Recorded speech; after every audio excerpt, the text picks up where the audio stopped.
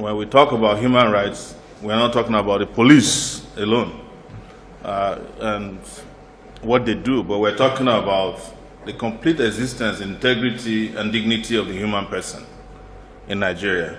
And I'm glad that Amnesty International is setting an agenda for human rights. I think this should have happened on May 29th, actually.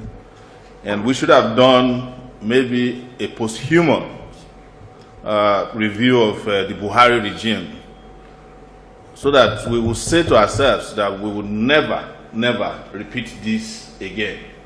That was one of the worst human rights violation period in recent history of Nigeria, which led to the deaths of thousands and thousands of people in the hands of security agencies, torture, inhuman and degrading treatment, and the rise of non-state actors in the violation of human rights, of which even Amnesty International was a victim, where people were assembled in front of their office and threatened to burn down Amnesty International office. That particular era was promoted by the government. I can tell you that categorically. Not even in Palestine today do you see an attack on Amnesty International office, even though they might have things to say against Israel. But I want to also use this opportunity to focus on something very controversial, because, especially within Nigeria, is the rise of persecution on the basis of religion in Nigeria, which is now very common across Nigeria. I don't want to say northern Nigeria, because recently there was a fellow who was arrested in Ibadan and taken to Kwara State. His name is Tani Olong, because he expressed opinions that were not popular with the religious chieftains there. And he spent over 180 days in detention. He was just recently released. They were filing one case or the other against him using kangaroo courts, what they call upper area courts, to prosecute federal crimes. And this, they call this cyberbullying. Some of them said it's defamation, cybercrime, all kinds of things. Today, one of the trending issues is a woman known as Rhoda Jato, who also is now in Bauchi prison, being prosecuted, I would say persecuted, for sharing a video condemning the killing of Deborah Samuel. It is unconscionable that the people who murdered Deborah Samuel are walking free, and a woman who merely shared a video of people condemning her unjust murder is in prison, a murder.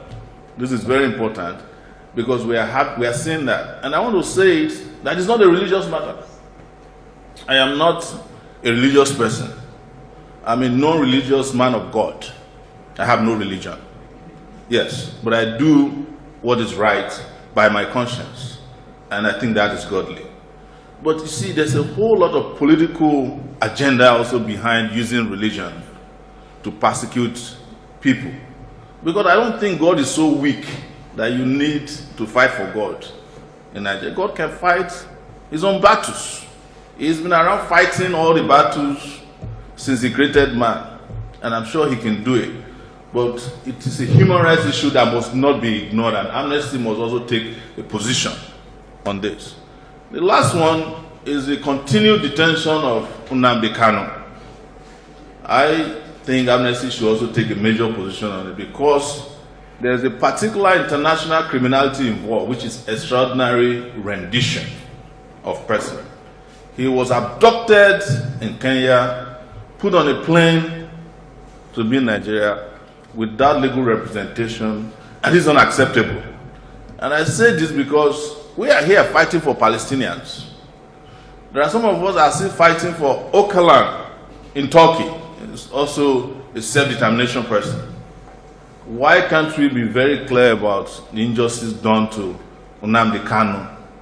Is it because he's touching on a topic that all of us are uncomfortable with, which is the unity of Nigeria? But I think when it comes to amnesty, there should not be boundaries over fundamental rights. And that's where I will stop today, and I continue to wish you well in the course of setting an agenda for a government that is deaf. Sorry to say that. Thank you so much.